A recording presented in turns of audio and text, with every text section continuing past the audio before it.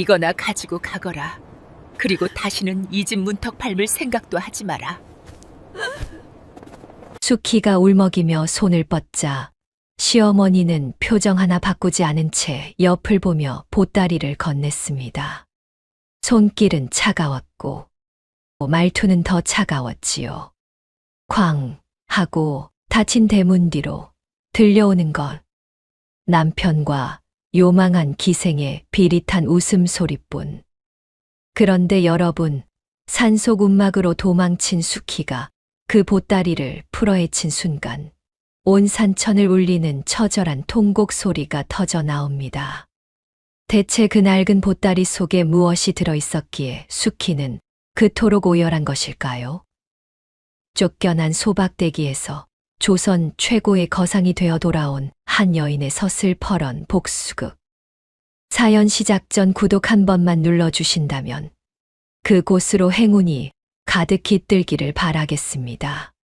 북풍한 설이 몰아쳐 까마귀조차 얼어 죽을 듯한 정월 초하루였습니다. 하늘에서 쏟아지는 눈송이들이 마치 하얀 칼날처럼 날카롭게 세상을 베어내고 있었지요.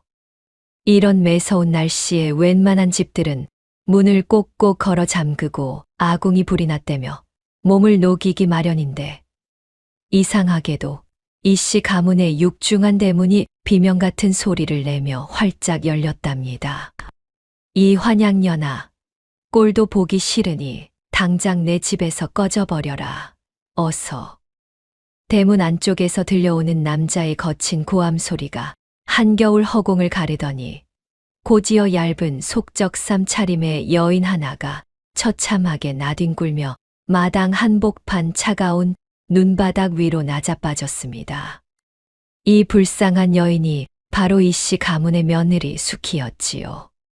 수키는 남편 광식의 거친 발길질에 밀려 나온 터라 입술이 터져 붉은 피가 흘렀고 손바닥과 무릎팍은 차가운 돌바닥에 쓸려 살갗이 벗겨진 상태였답니다. 광식은 술기운에 벌건 눈을 부릅뜨고 수키의 머리채를 휘감아 쥔 채 소리쳤습니다. 내년이 감히 내 눈을 속이고 딴 놈이랑 정을 통해 이 발칙한 년. 내년이 몰래 다른 남정네와 편지를 주고받았다는 게 아주 낱낱이 탄로났거늘 어디서 아직도 뻔뻔하게 발뺌을 하겠단 말이냐. 오늘 아주 내년의 숨통을 끊어놓으리라. 그러며 광식은 월향과 미리 조작해둔 가짜 서신 꾸러미를 수키의 얼굴에 내던졌습니다. 편지들이 바람에 휘날리며 눈바닥에 흩어지자 수키는 떨리는 손으로 그것들을 집어들며 목이 메어 말했습니다. 서방님, 억울하옵니다. 이 편지는 제 글씨가 아니옵니다. 저는 하늘을 우러러 한 점 부끄럼이 없사옵니다. 누군가 저를 모함하려고 제 필체를 흉내낸 것이 분명하옵니다. 제발 제 진심을 믿어주시옵소서. 멋이라 요사스러운 입술로 어디서 자꾸 혀를 놀려. 이 염치 없는 년이 매를 벌고도 정신을 못 차렸구나. 아직도 거짓말로 내 귀를 더럽히느냐. 광식이 주먹을 들어 올리려 하자 대청마루 끝에서 은은한 웃음소리가 들려왔습니다. 화려한 비단 치마를 입은 기생월향이 앉아 은비녀를 만지작거리며 승자의 비릿한 미소를 흘리고 있었던 것입니다. 형님도 참 즐기시네요. 그렇게 박박 발뺌을 해봤자 이미 엎질러진 물인걸요. 그만 포기하고 물러나시지요. 구차하게 매만 더 벌어서야 되겠어요? 월향이 꽃뱀 같은 목소리로 중얼거리자 담장 너머로 고개를 내민 동네 사람들이 웅성거리기 시작했습니다. 아이고, 정숙한 줄 알았던 며느리가 간통을 저질렀다니. 체면을 생각해서라도 그럴 줄 몰랐는데 말이야. 저런 년이 어찌 이씨 가문에 발을 들여놨던가. 사람들은 혀를 차며 수키를 향해 눈뭉치를 던지기까지 했습니다. 수키는 억울함에 가슴을 쥐어뜯으며 대청을 향해 기어갔지만 광식은 가차없이 그녀의 손등을 가죽신으로 짓밟아 버렸습니다. 서방님, 제발. 제 손을 놓아주십시오. 가슴이 찢어지옵니다.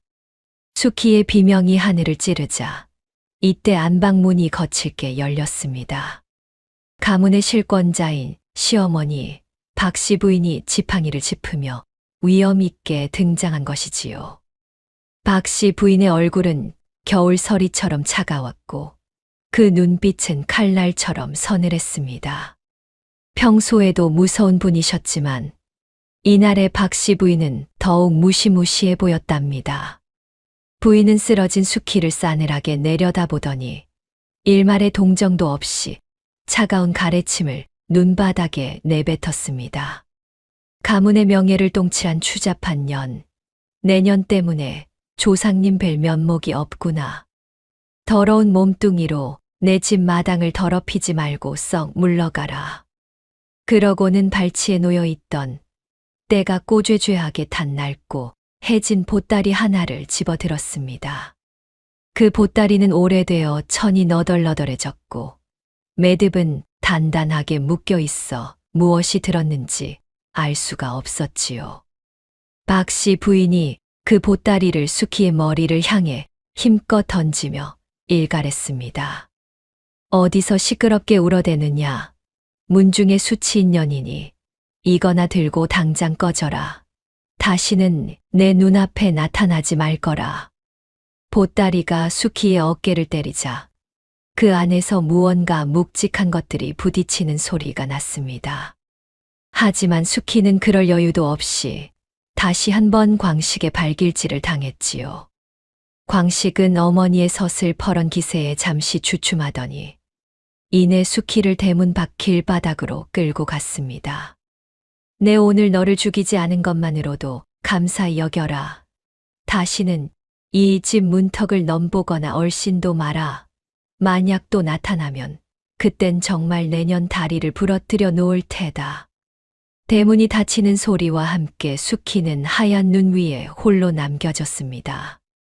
그녀는 손톱이 빠지도록 대문을 긁으며 피울음을 토해냈지요. 어머니, 서방님, 제가 무슨 잘못을 했다고 이러십니까? 억울하옵니다. 제발 문 좀 열어주십시오. 이 추운 날 저를 어디로 가라 하십니까? 하지만 대문 안에서는 더 이상 아무 소리도 들려오지 않았습니다. 다만 월향에 간드러진 웃음소리만이 담장을 넘어 바람에 실려왔을 뿐이지요. 눈발은 점점 거세져 수키의 어깨 위로 수북이 쌓였고 그녀의 붉은 눈물은 차가운 얼음 조각이 되어 바닥에 떨어졌습니다. 저 멀리서 들려오는 월향의 웃음소리에 수키는 정신을 잃을 듯한 고통 속에서 보따리를 가슴에 꼭 품었답니다. 동네 사람들의 비웃음 섞인 손가락질을 뒤로 한 채 수키는 비틀거리는 걸음으로 얼어붙은 산길을 향해 무거운 발걸음을 옮겨갔습니다. 그 뒷모습은 마치 세상에 홀로 남겨진 외로운 새 한 마리 같았지요. 하지만 그때 수키는 몰랐던 것입니다. 품 안에 안고 있는 그 낡고 보잘것없어 보이는 보따리가 훗날 자신의 운명을 완전히 바꿔놓을 놀라운 비밀을 간직하고 있다는 사실을 말이지요. 한겨울 밤의 차가운 바람이 수키의 등을 떠밀며 재촉했지만 그녀는 한 걸음 한 걸음 산속으로 향해 걸어갔습니다. 그 발자국들이 하얀 눈 위에 외롭게 찍혀 나가더니 곧 새로 내리는 눈에 묻혀 사라져 갔답니다.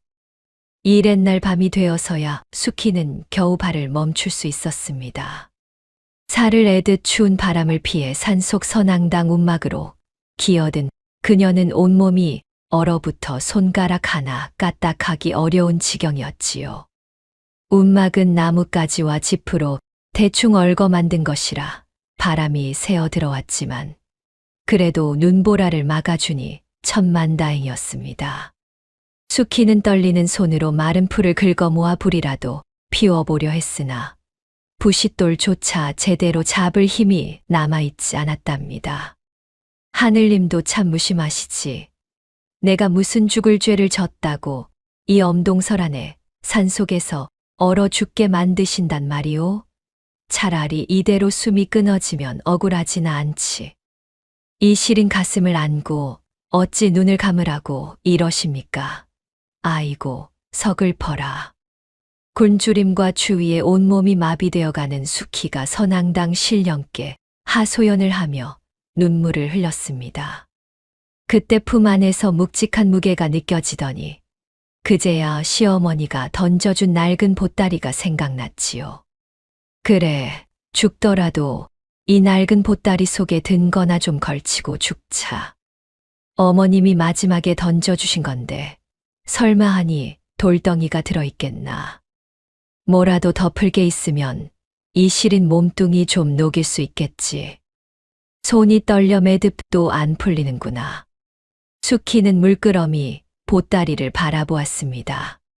시어머니께서 마지막에 던져주신 것이니 설마 나쁜 물건은 아닐 터였지요.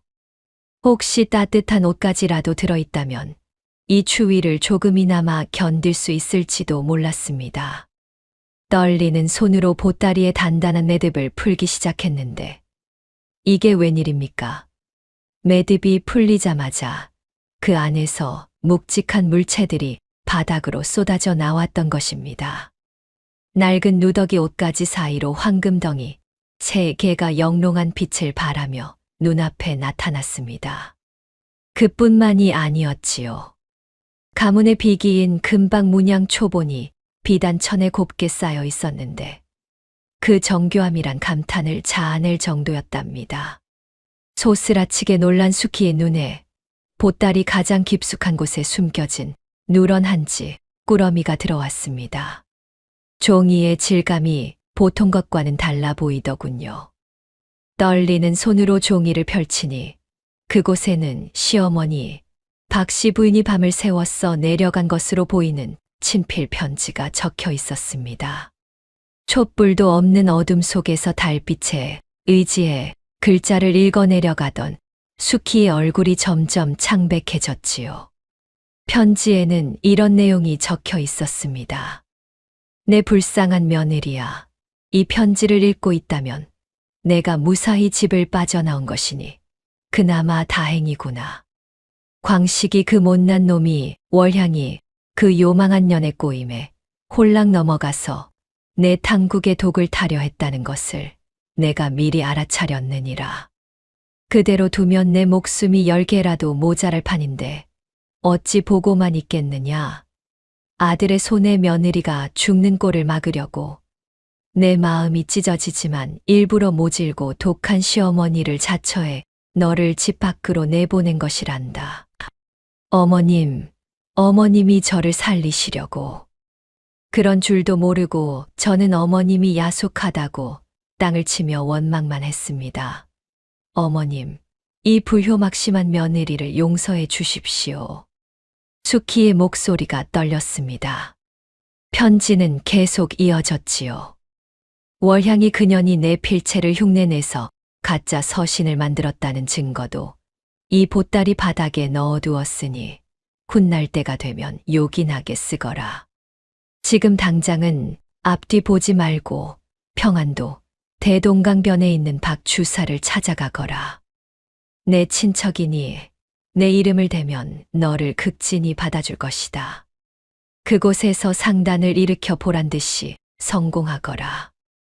그리고 내가 다시 신호를 보낼 때까지는 절대로 정체를 드러내지 말고 죽은 듯이 살아남아야 한다. 알겠느냐? 편지를 읽으며 수키는 시어머니의 깊은 뜻을 깨닫게 되었습니다. 그동안 차가웠던 시어머니의 모든 행동이 사실은 자신을 보호하기 위한 것이었다는 걸 알게 된 것이지요. 보따리 바닥을 뒤지니 정말로 월향이 위조한 서신들의 복사본이 증거로 동봉되어 있었습니다. 월향의 진짜 필체와 수키를 흉내낸 가짜 필체가 나란히 적혀 있어 누가 봐도 조작임을 알 수 있었답니다. 어머니, 어머님, 제가 정말 죽일 년입니다. 세상 천지에 이런 시어머니가 어디 있다고 저는 그것도 모르고 어머니가 야박하다고 울기만 했으니 이 죄를 다 어찌 갚는단 말이오. 모든 진실을 깨달은 수키는 움막 바닥을 치며 목 놓아 울기 시작했습니다. 시어머니의 깊은 지혜와 자신을 향한 사랑에 가슴이 터질 듯 벅찼던 것이지요. 제가 얼마나 어리석었습니까? 나를 살리려고 악역까지 자처하신 어머니를 원망하며 지냈으니 이 못난 불효녀가 어찌 얼굴을 들고 살겠습니까? 어머님, 기다려 주십시오. 제가 반드시 성공해서 어머니 앞에 당당히 서겠습니다. 수키는 그동안 시어머니를 원망했던 자신을 깊이 책망하며 선앙당 신령 앞에 무릎을 꿇고 맹세했습니다. 선앙당 신령님, 똑똑히 보십시오. 저 수키, 여기서 그냥 얼어 죽지 않습니다. 어머니가 주신 이 황금과 비단 초본을 미천 삼아 반드시 다시 일어설 것입니다.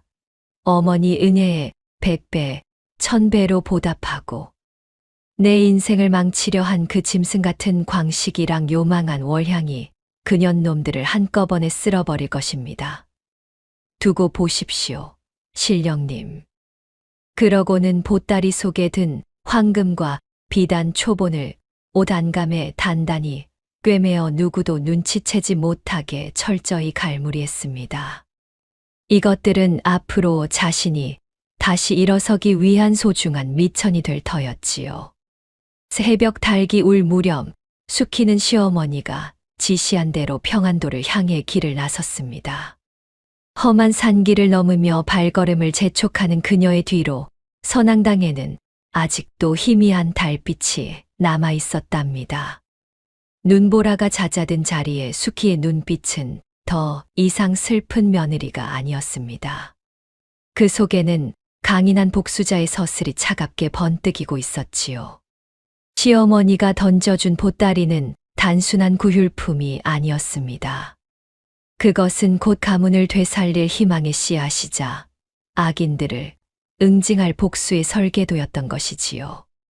수키는 평안도로 향하는 긴 여정을 시작하며 마음 속으로 다짐했습니다. 언젠가 반드시 돌아와서 시어머니의 은혜에 보답하고 가문의 명예를 되찾겠다고 말입니다. 그 다짐이 얼마나 간절했는지 발걸음마다 눈 위에 찍히는 발자국이 마치 맹세의 도장처럼 선명했답니다. 평안도 대동강변의 박 주사 공방에 도착한 수키는 신분을 숨긴 채 이름 없는 장인으로 살아가기 시작했습니다. 박 주사는 박 씨 부인의 편지를 받아보더니 별다른 묻지 않고 수키를 받아들여 주었지요. 자네가 바로 그 지혜로우신 분의 며느리로군. 고생이 정말 많았네. 다른 걱정은 눈곱만큼도 하지 말고 여기서 마음 푹 놓고 지내게나.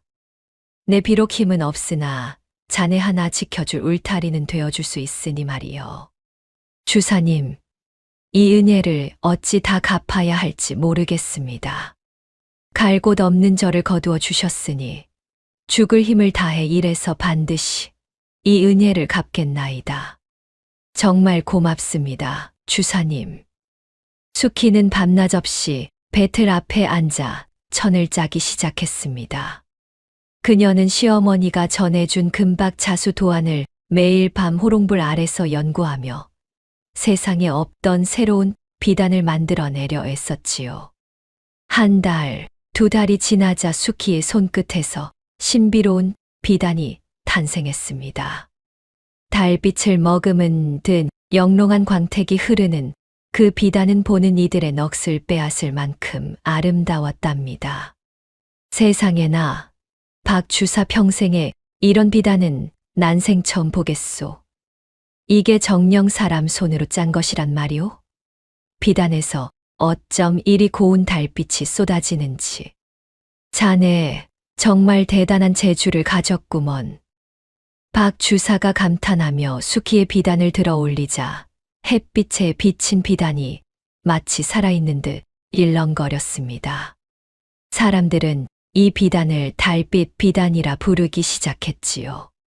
수키의 달빛 비단은 삽시간에 입소문을 타고 퍼져나갔습니다. 평안도는 물론이고 멀리 함경도와 황해도에서까지 상인들이 몰려와 비단을 사가려 했답니다. 이보시오, 행수님. 이 달빛 비단 한 필만 내어주시오. 값은 얼마든지 쳐줄 테니 말이오. 이 비단 한 필이면 다른 집 비단 10필보다 훨씬 값어치가 있겠소. 암요, 이건 우리 조선 땅에서만 볼 게 아니라 저 멀리 명나라 황실에 가져다 바쳐도 손색이 없겠소. 정말 보물 중에 보물이로다. 상단에 대박이 터졌고 숙희는 3년 만에 북방 무역의 실권을 쥔 여행수로 급부상했습니다. 하지만 숙희의 마음 한편에는 늘 시어머니에 대한 걱정이 자리 잡고 있었지요. 막대한 부를 쌓은 숙희는 즉시 한양으로 실력 있는 호위, 무사들과 첩자들을 급파했습니다. 시어머니의 근황을 살피고 광식과 월향이 어떻게 지내는지 알아보라는 명을 내렸던 것입니다. 주인님, 한양에서 소식이 왔사옵니다. 그런데 차마 입에 담기도 힘든 흉흉한 소식이라 보고 드리기가 송구하옵니다. 며칠 후 돌아온 첩자의 보고를 들은 숙희는 분노로 온몸이 떨렸습니다. 광식은 숙희를 쫓아낸 죄책감은커녕 월향과 방탕한 생활을 일삼고 있었고 더욱 가증스럽게도 박씨 부인을 광에 가두고 학대하고 있었던 것입니다. 뭐라느냐? 감히 그 망나니 같은 놈이 어머니를 광에 가둬. 은혜도 모르는 짐승 같은 놈. 내 이놈을 그냥 두지 않겠다. 어머니가 어떤 분인데. 감히 그런 천인공노할 짓을 저지르다니. 숙희는 즉시 구조 계획을 세웠습니다. 그녀가 보낸 조력자들은 박씨 부인이 위독하다는 헛소문을 퍼뜨리고 야반도주하듯 부인을 빼돌려 평안도로 모셔오는 비밀 작전을 수행했지요. 작전은 완벽했습니다. 광식은 어머니가 병사하여 시신도 없이 산불에 타버린 것으로 믿게끔 조작된 상황에 속아 넘어갔답니다. 이를 어째 어머니가 돌아가셨는데 시신도 못 찾다니. 에이, 어쩔 수 없지. 죽은 사람은 죽은 사람이고 이제 이 집안 재산은 다 내 차지다. 월향아, 어서 술이나 가져오너라. 오늘 아주 진탕 마셔보자구나. 월향과 함께 거짓 상주 노릇을 연기하며 오히려 어머니가 남긴 재산이나 차지하려 했지요.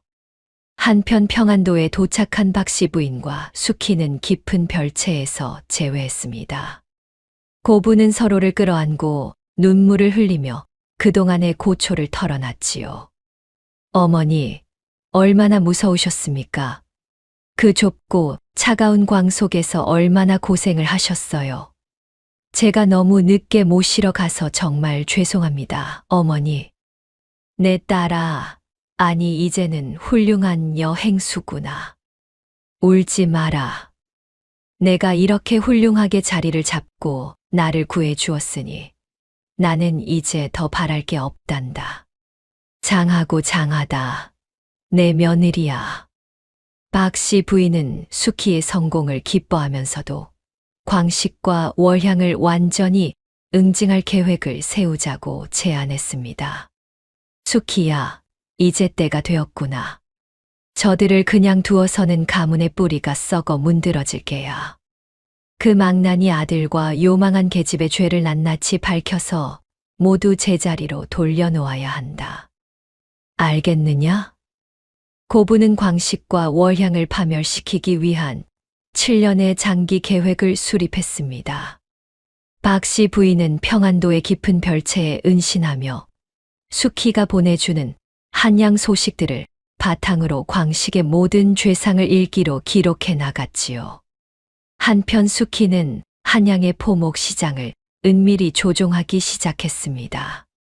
광식이 운영하는 상단의 물량을 차단하고 그를 고리대금의 늪으로 유인하는 작업이었지요. 그 인간의 성질을 내가 잘 알지요. 돈에 궁해지면 필시 물불 안 가리고 어리석은 선택을 할 것입니다. 두고 보십시오. 제 발로 덫에 걸어 들어오게 만들 테니까요. 그렇고 말고 탐욕의 눈이 먼 자는 앞에 놓인 구덩이도 못 보는 법이지. 우리가 파놓은 함정에 제 스스로 빠지게 될 게야. 그때까지 우린 조금 더 인내하며 기다려야 한다. 수키는 성공에 안주하지 않고 전국의 정보망을 구축했습니다. 광식과 결탁한 탐관오리들의 명단과 약점을 하나씩 수집해 나간 것이지요. 10년의 세월이 흐르는 동안 수키의 자금력은 조선의 국고를 위협할 수준에 이르렀습니다. 그녀의 상단은 조선뿐 아니라 명나라와도 거래하는 거대한 세력으로 성장했답니다. 어느 봄날 박씨 부인이 수키를 불러 말했습니다. 수키야, 이제 정말 때가 되었구나. 10년의 기다림이 헛되지 않았어. 이제 당당하게 한양으로 돌아가서 저들의 가면을 벗길 준비를 하자구나. 수키는 시어머니를 화려한 가마 깊숙이 모시고 수십 대의 마차에 보물을 가득 실은 채 한양 도성을 향해 진격했습니다. 이동하는 길목마다 여행수의 자비로운 구휼 활동이 펼쳐졌고 민심은 이미 수키의 편으로 기울기 시작했지요. 아이고, 저분 좀 보게. 저분이 바로 평양에서 오신 그 유명한 거상, 여행수님이시라며. 가는 곳마다 배고픈 백성들에게 쌀을 나눠주신다니. 정말 하늘이 내린 천사 같은 분이시구먼. 그러게 말이여. 돈만 많은 게 아니라 마음씨까지 비단결이니 참으로 존경스러운 분이로다. 한양 성문이 보일 무렵 수키는 가마 창사를 너머로 시어머니와 눈을 맞췄습니다. 두 사람의 눈빛에는 복수의 서막이 올랐음을 알리는 차가운 결의가 담겨 있었답니다. 어머니, 드디어 한양 땅이 보입니다. 10년 전 눈물을 흘리며 떠났던 그 길을 이제는 당당하게 다시 밟게 되었네요. 그래, 장하다 수키야. 이제 모든 것을 제자리로 돌려놓고 억울했던 세월을 보상받을 때가 왔다. 가자, 한양으로. 한양 저작거리에는 흥미진진한 소문이 돌기 시작했습니다. 이보게들 들었는가? 저 평양에서 온 여행수라는 큰손이 글쎄 우리 한양 땅에 빚쟁이 어음이란 어음은 몽땅 사들이고 있다네. 아이고, 그분 돈이 얼마나 많길래 한양 바닥에 빚을 다 쥐고 계신단 말인가. 돈벼락이라도 맞은 모양이야.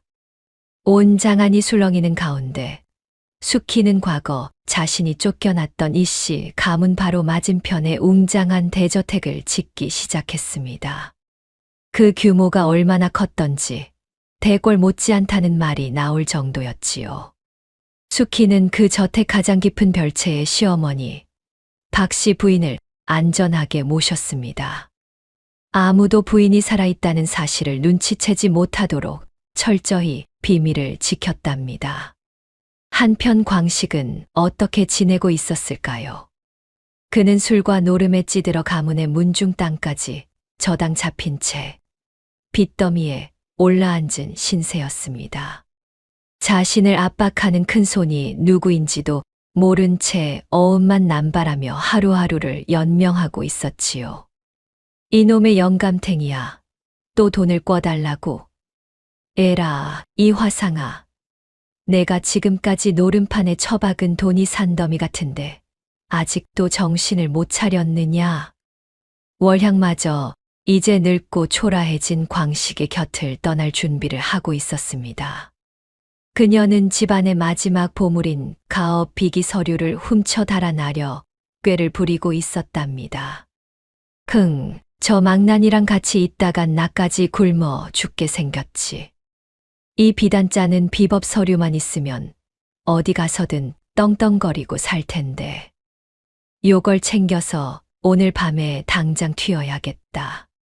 하지만 수키는 이미 그런 움직임까지 파악하고 있었지요. 그녀는 일부러 월향이 도망가려는 길목의 환전소들을 미리 매수하여 월향이 훔친 서류가 종이 조각이 되도록 공작을 펼쳤습니다. 어느 장날이었습니다. 화려한 호위 무사들을 거느린 수키의 가마와 만신창이가 된 광식이 길 한복판에서 운명적으로 마주하게 되었지요. 광식은 누더기 같은 옷을 걸치고 구걸하는 신세로 전락해 있었습니다. 그가 가마 주인이 누구인지 궁금해하며 다가갔으나 호위 무사들이 가차없이 발길질을 해댔답니다. 이 더러운 거지 놈이 감히 어디라고 가까이 오느냐. 당장 물러나지 못할까. 광식은 시궁창에 처박히는 수모를 당하고는 그제야 정신이 들었는지 손을 비비며 애걸했습니다. 무사님들, 제발 살려주십시오. 배가 고파 눈이 뒤집힐 지경입니다. 저기 계신 행수님께 말씀 좀 잘 전해 주십시오. 불쌍한 놈 하나 살려준 셈치고 동전 한 푼만 달라고요. 그때 가마 문이 살짝 열리더니 향기 나는 은전 한 잎이 날아왔습니다. 동시에 차가운 여인의 목소리가 들려왔지요. 개의 구걸이 참으로 가련하구나. 내 오늘 기분이 나쁘지 않으니 이 돈으로 배나 채우거라. 그 목소리가 어찌나 익숙하던지 광식은 10년 전 죽은 줄 알았던 수키를 떠올리며 사지가 벌벌 떨리기 시작했습니다. 하지만 설마 하는 마음에 고개를 들어 가마 안을 들여다보려 했지요. 가마 안의 수키는 화려한 비단옷을 입고 구슬로 단장한 모습이 마치 궁궐의 후비 같았습니다. 10년 전 쫓겨나던 그 처량한 며느리와는 전혀 다른 위엄과 부기가 느껴졌답니다. 설마, 내가, 아니지, 그럴 리가 없어. 수키 그녀는 분명 산속에서 얼어 죽었다고 했는데, 이분이 어찌 그 거지가 된 며느리란 말이냐? 내가 지금 귀신을 본 것인가?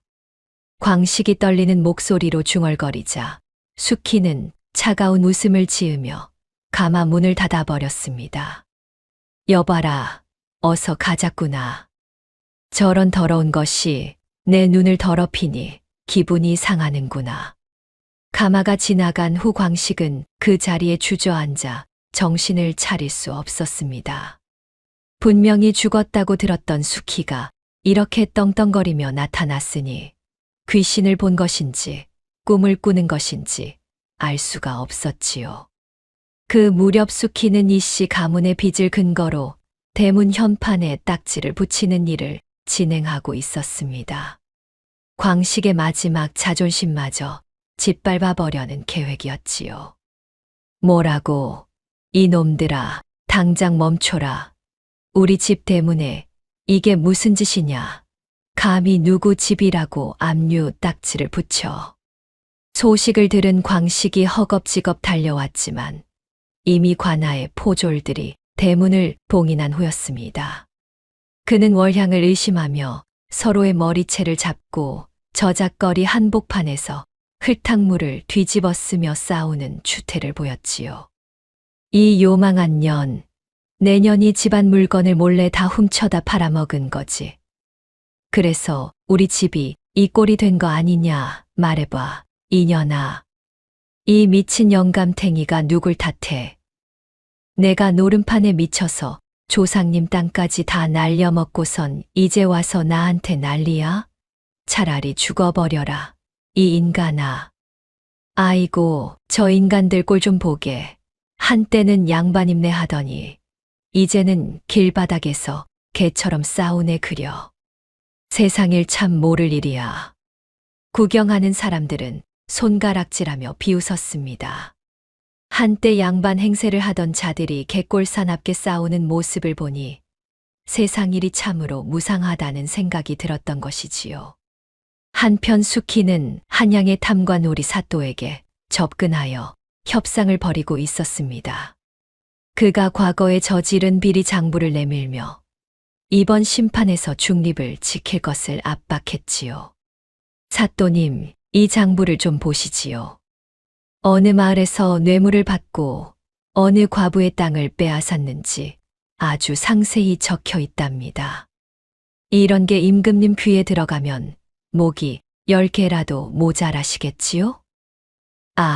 아니. 여행수님. 이 장부가 왜 그쪽 손에?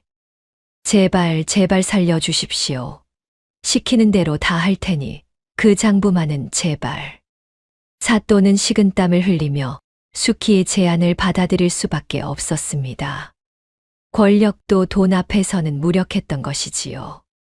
그날 밤 수키는 저택 마당에서 시어머니와 차를 나누며 내일 벌어질 마지막 사냥을 위해 마음을 다잡았습니다. 어머니, 드디어 내일입니다. 10년의 세월을 돌려줄 시간이 왔습니다. 이제 정말 끝을 낼 때가 되었습니다. 그래, 수키야. 참으로 고생 많았다. 10년을 기다렸는데 하룻밤이 대수겠느냐. 이제 당당하게 들어가서 저들의 가면을 벗기자꾸나. 동이 틀 무렵 수키는 관아의 포졸들을 대동하고 자신의 옛집이었던 이씨 가문의 대문을 거칠게 두드렸습니다. 마침내 복수의 마지막 막이 오르려 하고 있었던 것이지요. 대문이 열리고 나타난 광식의 얼굴에는 탐욕과 공포가 뒤섞여 추한 일그러짐만이 가득했답니다. 광식은 가마에서 내린 수키의 얼굴을 똑똑히 확인하자마자 비명을 지르며 뒷걸음질 쳤습니다. 아이고 머니나, 사람 살려. 귀신이다, 귀신. 전현이 무덤을 파고 나와서 내 목줄을 따러왔구나. 사또님. 전현 좀 보세요. 저건 사람이 아니라 원한 맺힌 귀신이라니까요. 어서 포졸들을 시켜서 저 요물을 당장 잡아 가두어 주십시오. 하지만 곧이어 정신을 차린 광식은 관아의 사또를 붙잡고 악을 썼습니다. 사또님, 정신 차리십시오. 전현은 귀신이 아니라 아주 독한 도둑년입니다. 10년 전 우리 집안 금은보화를 몽땅 털어 달아난 뒤에 죽은 척 세상을 속여온 흉악한 범자란 말입니다. 이제는 어디서 돈 좀 만졌다고 양반 행세를 하며 나타나 우리 가문을 집어삼키려 하니 당장 전현을 잡아 가두어 주십시오. 광식의 목소리는 공포와 분노로 떨리고 있었지만 그래도 마지막 반격을 시도해보려는 속셈이었지요. 월향 역시 달려나와 거짓 증언을 보탰습니다. 아이고 사또님, 억울해서 못 살겠습니다. 전현이 우리 가문의 기둥이신 시어머니를 독살하고 도망간 천하의 흉포한 자예요. 제가 그때 그 독사 같은 눈빛을 똑똑히 보았습니다. 아이고, 어머님 억울해서 어찌 눈을 감으셨습니까? 저 흉포한 년이 돌아왔으니 어서 죗값을 받게 해주세요. 월향의 연기는 제법 실감났습니다. 눈물까지 짜내며 억울한 척하는 모습이 모르는 사람이 보기에는 진짜 피해자 같아 보였지요. 사또는 미리 약속된 얘기대로 수키를 포박하라 명했습니다. 에헴, 양쪽 말이 일이 다르니 조사가 필요하겠구나. 여봐라, 우선 의혹이 있는 저 여인을 결박하여 관아로 압송할 준비를 하라. 저택 마당은 순식간에 칼날이 부딪히는 아수라장으로 변했습니다. 광식과 월향이 데려온 건달들과 수키의 호위, 무사들이 맞서며 일전을 벌인 것이지요. 하지만 수키는 조금도 당황하지 않았습니다. 차가운 눈빛으로 광식을 응시하며 당당하게 맞섰지요. 사또님, 이 나라 법도가 어찌 이리 소란스럽습니까? 죄를 물으시려거든 이빠른 소리보다 확실한 증거를 먼저 살피는 것이 나라의 도리가 아니겠습니까? 저기 저 자들의 주둥이질 말고 눈앞의 진실을 먼저 보시지요. 수키의 말에 저작거리 백성들은 웅성거리기 시작했습니다. 10년 전의 자극적인 소문을 기억해내며 다시 한번 수키를 향해 침을 뱉고 비난의 목소리를 높였지요. 저런 년이 또 나타났구나. 간통한 년이 뻔뻔하게 돌아와서는 어디서 큰 소리야. 광식은 민심이 자신에게 유리하게 돌아가는 것을 보며 기세를 몰았습니다. 그는 수키의 옷품을 뒤지려 들며 광기를 부렸지요. 오냐, 이년아, 증거, 여기 있구나. 내년이 우리 집안에서 훔쳐간 비단자는 비결이랑 그동안 모은 금괴가 어디 있는지 당장 불지 못할까. 우리 조상님이 대대로 물려주신 재산을 다 내놓으란 말이다. 이 도둑년아. 수키는 일부러 당황한 척하며 품 안에서 시어머니의 편지, 필사본 한 장을 꺼내 보였습니다. 공포에 떠는 연기까지 더해가며 말이지요. 이것밖에 없사옵니다. 제발 살려주십시오.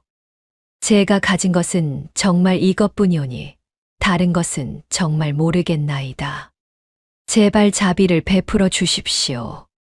광식은 그 종이를 보자마자 비열하게 웃으며 가로챘습니다. 자신의 죄가 적힌 증거라고 생각한 것이지요. 요 멍청한 년, 드디어 꼬리를 잡혔구나.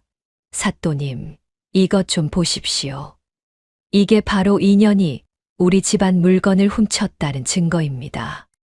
광식은 그 종이를 갈갈이 찢어 눈바닥에 뿌리고는 발로 짓밟으며 소리쳤습니다. 자, 보아라. 이제 내년 목을 칠 증거는 눈가루처럼 사라졌다. 내 놈이 아무리 발버둥 쳐봐야 이제는 빈 주먹뿐이지. 이제 사또님께서 너를 법대로 처단하실 일만 남았다. 월향도 기고만장해져 수키의 뺨을 때리려 손을 지켜들었습니다.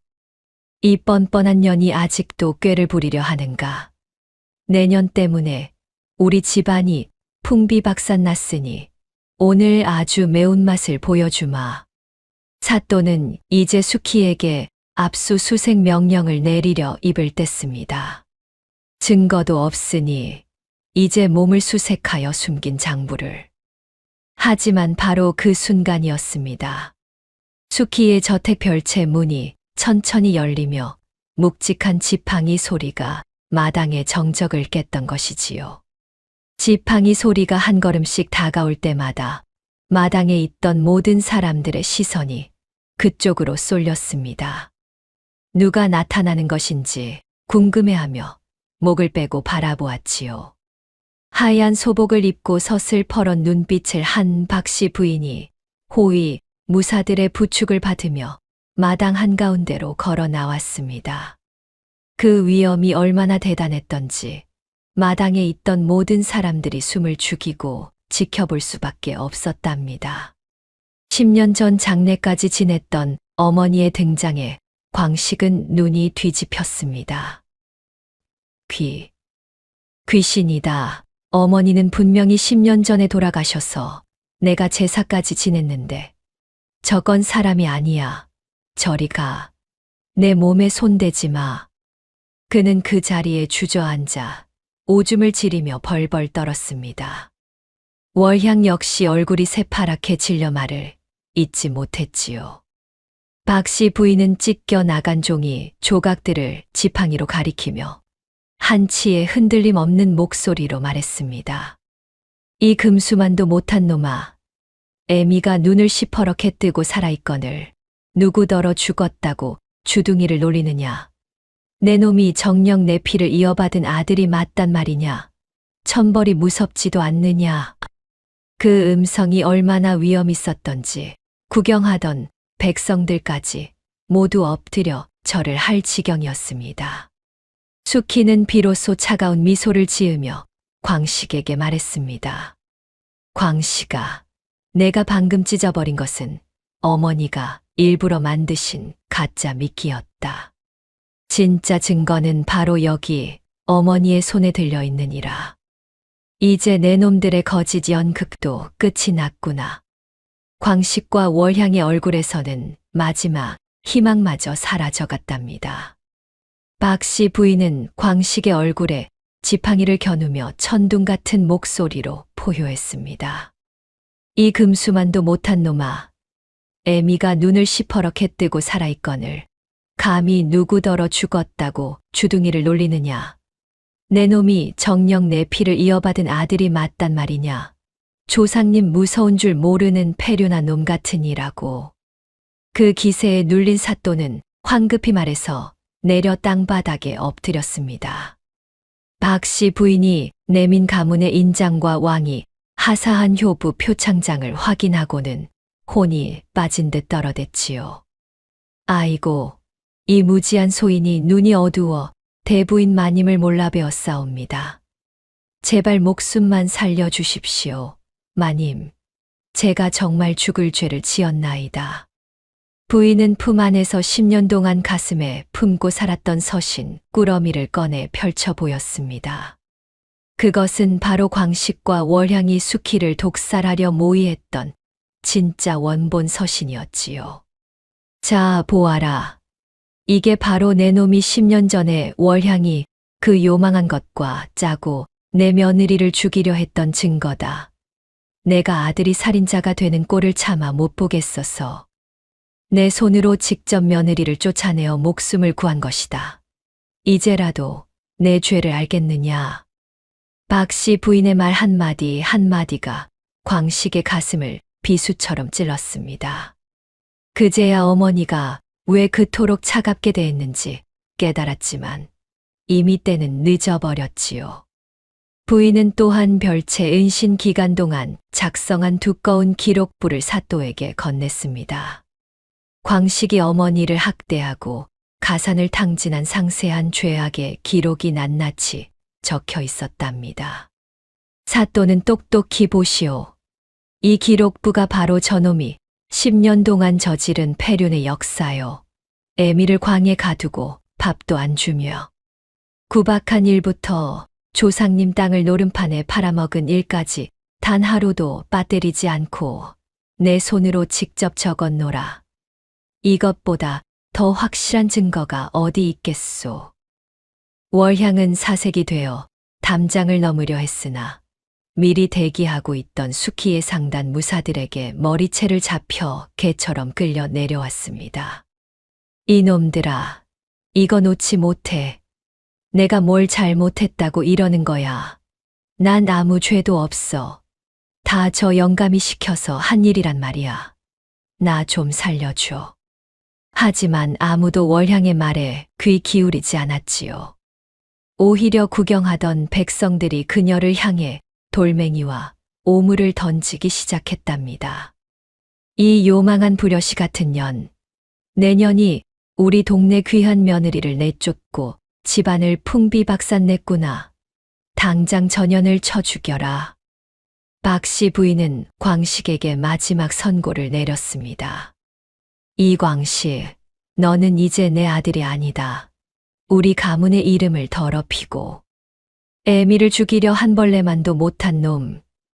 내 오늘 관하에 고하여 너를 호적에서 영영판에 버릴 것이니 이제부터 너와 나는 남남이다. 꼴도 보기 싫으니 내 집에서 당장 꺼지거라. 광식은 어머니의 바짓가랑이를 붙잡고 비루한 울음을 터뜨렸습니다. 어머니, 아이고 어머니, 제가 잘못했습니다. 제가 미쳤었나 봅니다. 한 번만, 딱 한 번만 살려주십시오. 이제부터 정말 정신 차리고 효도하며 살겠나이다. 제발 버리지 마십시오, 어머니. 하지만 부인은 차갑게 그 손을 걷어찼지요. 이제 와서 무슨 소용이 있겠느냐. 짐승도 제 애미는 아는 법인데 너는 이미 사람이길 포기한 지 오래다. 내 놈의 그 더러운 입으로 다시는 나를 어머니라 부르지 마라.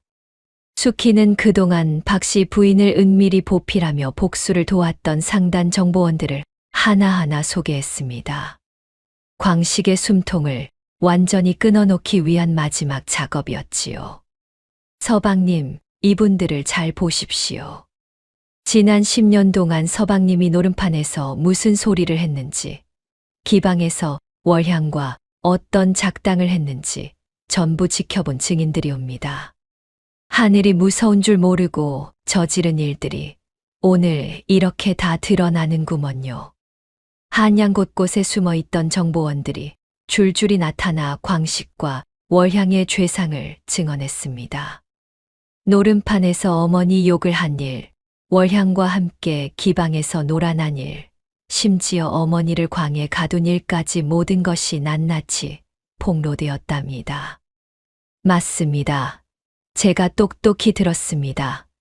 저놈이 노름판에서 돈 잃고 자기 어머니 빨리 죽어야 재산 챙긴다고 떠벌리는 걸 제 귀로 직접 들었단 말입니다. 구경하던 백성들은 반전된 진실에 경악하며 분노를 터뜨렸습니다. 세상에 천벌을 받을 놈, 어떻게 자기 어머니한테 그런 망발을 할 수가 있어. 저런 놈은 당장 능지처참을 해야 해. 사람 탈을 쓰고 어찌 저런 짓을. 사또는 수키의 재산 압류 명령을 즉각 취소했습니다. 그리고 대신 광식과 월향을 포박하여 관하로 압송할 것을 지시했지요. 여봐라, 저 폐륜한 놈과 요망한 계집을 당장 포박하라. 죄상이 하늘을 찌르니 일말의 자비도 베풀지 말고 당장 지하 옥사에 쳐넣도록 하라. 박씨 부인은 수키의 손을 꼭 잡으며 10년 만에 처음으로 따뜻한 눈물을 흘렸습니다. 수키야, 내 딸 같은 수키야. 정말 고생 많았다. 그 험한 세월을 버티고 돌아와 주어 정말 고맙구나. 이제야 내 가슴에 맺혔던 응어리가 다 풀리는 것 같구나. 미안하다. 정말 미안하다. 어머니, 무슨 말씀을 하셔요? 저를 살려주신 분은 어머니신걸요. 이제 다 끝났습니다. 이제 우리 행복하게 살 일만 남았어요. 어머니, 사랑합니다. 저택 마당에 가득했던 불의의 어둠이 걷히고 정오의 뜨거운 햇살이 고부의 머리 위를 축복하듯 비추었습니다. 10년 동안 억눌렸던 진실이 마침내 세상에 드러나는 순간이었지요. 수키는 찢어진 옷자락을 정리하며 10년 전 그 눈보라 속에서 맹세했던 정의가 실현되었음을 하늘에 고했습니다. 하늘이시여, 보셨습니까? 착한 사람은 복을 받고 악한 자는 벌을 받는다는 그 당연한 이치를 오늘 증명해 주셨나이다. 정말 감사합니다. 한양 도성에는 시어머니의 깊은 지혜와 며느리의 숭고한 인내가 가문을 구원했다는 전설이 불길처럼 번져나갔습니다. 사람들은 이제 이 이야기를 권선징악의 본보기로 여기며 자식들에게 효도의 중요함을 가르치는 교훈으로 삼았답니다. 광식과 월향은 포졸들에게 결박당한 채 관하로 끌려가면서도 서로를 원망하며 추한 몰골을 드러냈습니다. 이게 다 너 때문이야. 내가 수키를 죽이자고 꼬드기지만 않았어도 내가 이렇게 되진 않았을 거 아니야. 이제 와서 내 탓이야? 돈에 미쳐서 어머니까지 가둔 건 내 놈이잖아. 이 못난 인간아. 한때는 가문의 주인 행세를 하던 자들이 이제는 죄인의 신세로 전락한 것이지요. 마당에는 이제 평화가 찾아왔고 정의가 승리한 기쁨이 가득했답니다. 이튿날 관아에서 열린 추국장은 한양 사람들로 발 디딜 틈이 없었습니다. 모두가 광식과 월향이 받을 처벌을 궁금해하며 몰려든 것이지요. 광식은 결박당한 채 끌려 나와서도 모든 죄를 월향에게 뒤집어 씌우며 목숨만은 살려달라고 비굴하게 빌어댔습니다. 사또님, 모든 것이 저 요부의 꿰매 빠진 것이옵니다. 제가 무슨 죄가 있겠사옵니까? 월향 역시 광식의 얼굴을 핥히며 악을 썼습니다. 이 무능한 놈이 나를 꼬드겨 이 지경을 만들었사옵니다. 저는 억울하옵니다. 두 사람이 서로 원망하며 추태를 부리자 구경하던 백성들은 코웃음을 쳤답니다. 한때 서로 뜨겁게 사랑한다며 정실 부인을 내쫓았던 자들이 이제는 서로를 팔아넘기려 발버둥치는 꼴이 얼마나 우스웠는지 모릅니다. 사또는 광식에게 엄중한 죄목을 선고했습니다. 내 놈은 부모를 학대하고 조강지처를 살해하려 한 극악한 패륜하다. 평생 빚도 들지 않는 함경도 광산으로의 영구 유배형에 처한다. 광식은 그 말을 듣자마자 기절초풍하여 바닥에 나뒹굴었지요. 함경도 광산이라면 살아서 나올 가망이 전혀 없는 곳이었습니다. 요부 월향에게는 더욱 가혹한 처벌이 내려졌습니다. 내년은 남의 가정을 파탄내고 무고를 일삼은 죄로 관비로 전락하여 관아에 가장 천하고 힘든 일을 하며 평생 죄값을 치러라. 월향은 처참한 신세가 되어 울부짖었지만 아무도 동정하지 않았답니다. 오히려 사람들은 박수를 치며 정의가 실현되었다고 기뻐했지요. 한편 숙희는 광식이 노름판에 날려버렸던 옛집과 모든 전답을 자신의 재력으로 다시 되찾았습니다. 그리고 그 모든 것을 박씨 부인의 이름으로 등기하여 가문의 정통성을 되살려 놓았지요. 이씨 가문의 대문에는 인과응보의 가르침을 새긴 새로운 현판이 걸렸습니다. 가문은 예전보다 더 큰 존경을 받는 명문가로 우뚝 서게 되었답니다. 광식이 압송되어 유배지로 떠나는 나루터에서 숙희는 특별한 선물을 준비했습니다. 10년 전 자신이 받았던 그 낡고 때 묻은 보따리를 들고 광식을 찾아간 것이지요. 광식은 마지막 자비로 황금이라도 들었을까 기대를 하며 보따리를 낚아채듯 열어젖혔습니다. 하지만 그 안에 든 것이라곤 깨진 기왓장과 썩은 집신 한 켤레뿐이었지요. 이게 뭐냐? 숙희는 얼음장 같은 목소리로 마지막 일침을 가했습니다.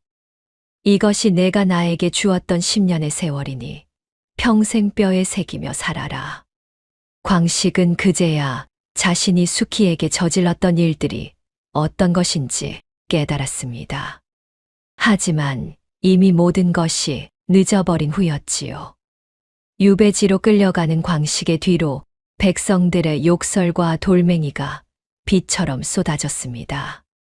가해자의 비참한 최후가 완성되는 순간이었답니다.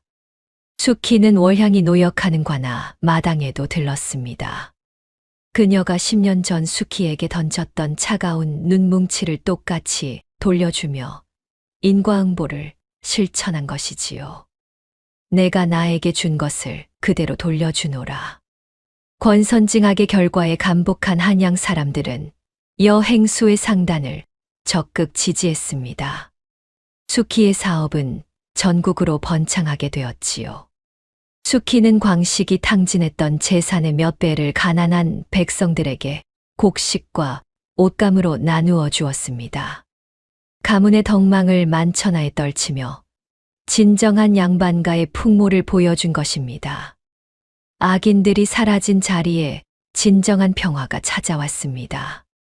숙희와 시어머니는 비로소 한방에서 편안한 잠을 청하며 그동안의 깊은 회포를 풀었답니다. 어머니, 이 모든 것이 꿈만 같습니다. 아니다, 내 딸아. 이것이야말로 진짜 현실이란다. 그날 밤 한양 하늘에는 10년 전에 매서운 눈보라 대신 은은하고 따뜻한 달빛이 가득 차올랐습니다.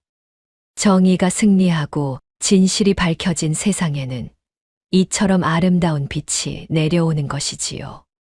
숙희는 창밖을 바라보며 지난 10년을 돌이켜보았습니다. 시어머니가 던져준 그 보따리가 얼마나 큰 축복이었는지 이제야 완전히 깨달을 수 있었답니다. 세월이 물 흐르듯 지나 수십 년이 흘렀습니다. 숙희의 상단은 조선을 넘어 명나라와 외국에까지 이름을 떨치는 전설적인 거대 상단으로 성장했지요. 달빛 비단의 명성은 사방팔방으로 퍼져 중국 황실에서도 조선의 신비로운 비단을 구하려 사신을 보낼 정도였답니다. 박씨 부인은 며느리의 극진한 효도를 받으며 100세 장수를 누렸습니다. 동네 아이들이 찾아오면 늘 이 지혜로운 보따리 이야기를 들려주곤 했지요. 할머니, 그 보따리 이야기를 다시 해주세요. 그래, 그래. 옛날 옛적에 아주 현명한 시어머니가 있었단다. 아이들은 눈을 반짝이며 박씨 부인의 이야기에 귀를 기울였습니다. 세상에 이런 신기한 일이 있을 수 있을까 싶어서 말이지요. 수키는 매년 정월 초하루가 되면 눈이 내리는 마당에 홀로 서곤 했습니다. 10년 전 시어머니가 보따리를 던졌던 그 자리를 어루만지며 그때의 절망과 지금의 감사함을 되새겨 보는 것이었지요. 어머니의 그 보따리가 아니었다면 저는 어떻게 되었을까요? 그녀는 그 낡은 보따리를 세상 어떤 보석보다 귀하게 여겨 가문의 사당 가장 높은 곳에 모셔두었습니다. 후손들에게는 늘 진심의 소중함을 가르쳤지요. 보따리 겉모양만 보고 실망하지 마라. 그 안에 무엇이 들었는지 살펴보는 것이 먼저다. 수키의 자손들은 어머니의 강인함과 할머니의 깊은 해안을 물려받았습니다.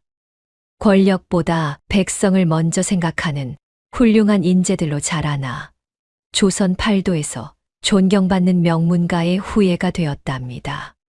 한양 사람들은 억울한 사연이 생길 때마다 수키를 찾아와 지혜를 구했습니다. 그녀는 기꺼이 그들의 막막한 인생에 희망의 보따리가 되어 주었지요. 행수님, 저희 같은 평민도 다시 일어설 수 있을까요? 물론이지요. 포기하지 않는 마음만 있다면 반드시 길이 열린답니다. 수키는 전국 곳곳에 보따리 구휼소를 세웠습니다. 가난한 여인들에게 기술을 가르치고 그들이 스스로 일어설 수 있는 발판을 마련해 준 것이지요. 사람들은 이제 이 이야기를 쫓겨난 며느리가 아닌 다문을 구원한 보따리 부인의 위대한 승리 기록으로 기억했습니다. 권선징악의 본보기요. 인내와 지혜가 만들어낸 기적의 이야기였던 것입니다. 박씨 부인이 조용히 눈을 감던 날, 한양의 모든 백성이 거리로 나왔습니다. 그녀의 마지막 가는 길에 하얀 꽃잎을 뿌리며 애도를 표했지요. 저렇게 지혜로운 어른이 또 언제 나타나실까? 보따리 할머니께서 가시니 세상이 허전해지는구나. 수키는 시어머니의 묘비에 이런 글귀를 새겼습니다. 내 인생의 가장 큰 행운은 어머니가 던져주신 그 낡은 보따리였습니다. 세월이 흘러도 수키가 짠 달빛, 비단은 변색되지 않았습니다. 그 문양 속에는 박씨 부인이 썼던 편지 구절들이 은밀하게 수놓아져 후세에 전해졌지요. 겨울바람이 불어 다시 눈이 내리는 날이면 전국의 전기수들이 주막거리에 모였습니다. 이 통쾌한 복수극을 목청껏 읊어대며 사람들의 가슴을 시원하게 해주었답니다. 보따리 안에 든 것은 금덩이가 아니라 사람을 살리는 뜨거운 진심이었다. 이 마지막 구절의 청중들은 연신 고개를 끄덕이며 감동을 표했습니다. 세상에 이보다 더 아름다운 이야기가 또 어디 있겠는가 싶어서 말이지요. 수키는 늙어서도 가난한 집 며느리들을 보면 낡은 보따리를 선물했습니다. 그 안에는 희망의 씨앗과 따뜻한 위로를 몰래 넣어주곤 했답니다. 절망하지 마라. 하늘은 반드시 길을 열어주신단다. 붉은 해가 서산으로 저물고 달이 높이 떠오르면 세상의 모든 어둠은 다시 빛으로 채워졌습니다. 보따리 속에 숨겨진 진실처럼 언젠가는 모든 억울함이 풀리고 정의가 승리하는 것이지요. 참으로 놀라운 이야기였습니다. 여러분. 겉으로 보기에는 야박하기 그지없었던 시어머니의 보따리 하나가 사실은 며느리를 향한 가장 깊고 뜨거운 사랑이었다니 말입니다. 때로는 우리 인생에서도 이런 일들이 일어나지 않을까요? 당장은 억울하고 원망스러운 일들이 훗날 되돌아보면 가장 큰 축복이었다는 것을 깨닫게 되는 순간들 말이지요.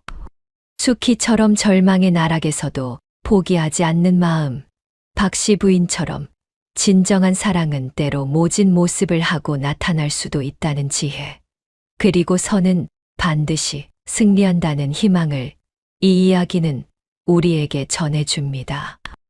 여러분의 인생에도 언젠가 수키에게 주어진 것 같은 기적의 보따리가 찾아올 것입니다. 그때까지 오늘의 이야기처럼 인내하며 기다려 보시기 바랍니다. 오늘의 이야기가 당신의 마음에 작은 울림을 드렸다면 앞으로도 따뜻하고 행복한 이야기들로 찾아뵐 수 있도록 구독과 좋아요를 눌러주세요. 그리고 사연의 주인공을 위한 따뜻한 말씀도 댓글로 부탁드립니다. 당신의 오늘이 인생 최고의 하루가 되길 응원하겠습니다. 감사합니다.